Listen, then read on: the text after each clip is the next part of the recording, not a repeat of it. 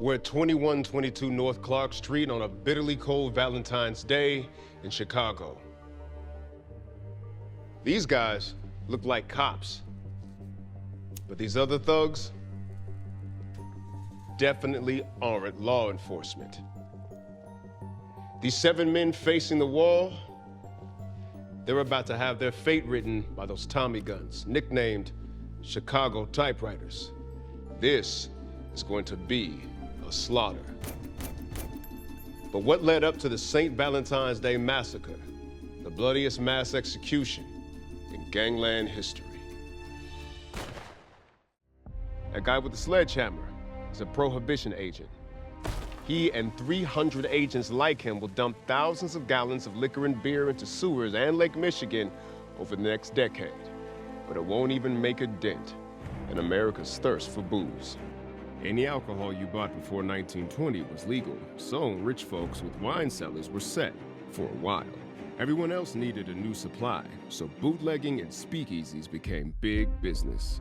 Nobody symbolizes the violence and excess of Prohibition like Alphonse Capone. Al Scarface Capone got his start under a South Side leader named Johnny the Fox Torrio, who brought Capone from Brooklyn and took him under his wing.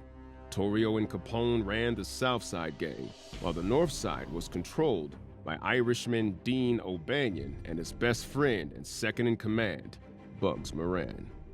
Higher quality booze was funneled to the U.S. on the Whiskey Highway, a direct route from Canada to Detroit and on to Chicago. With so much money on the line, competition was about to turn deadly.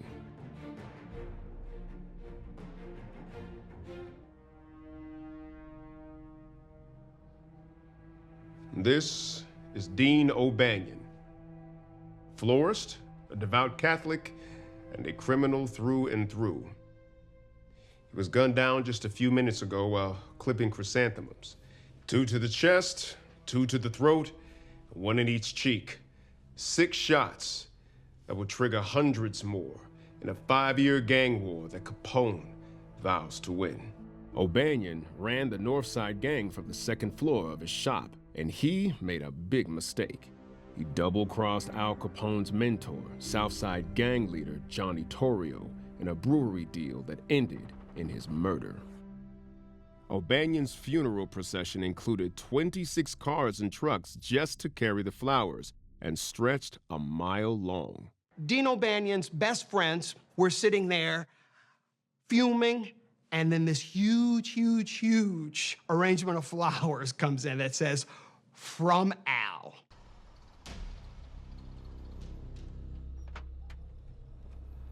That's Al Capone's mentor, Johnny Torrio, and his wife, Anna, returning home from a shopping excursion.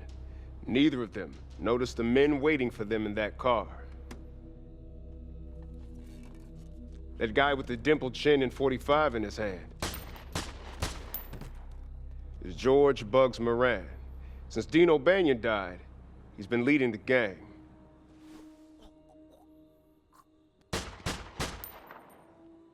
So at the ripe old age of 26 years old, Al Capone takes over the Southside Rackets. That is where the beer wars of the 1920s goes from a Cold War to a hot war.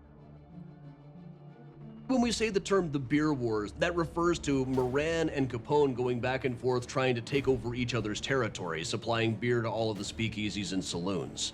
It's a story of power. It's a story of revenge. It's a story about how personal this can get when loyalty gets involved. All of his competition on the north and west sides of Chicago, leaving only the Moran gang standing in the way to total organized crime control of Chicago.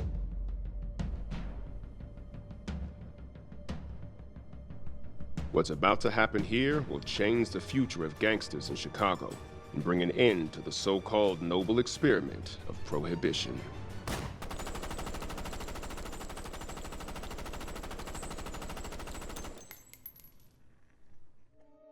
The assassin shot 70 rounds. Bullet casings are everywhere.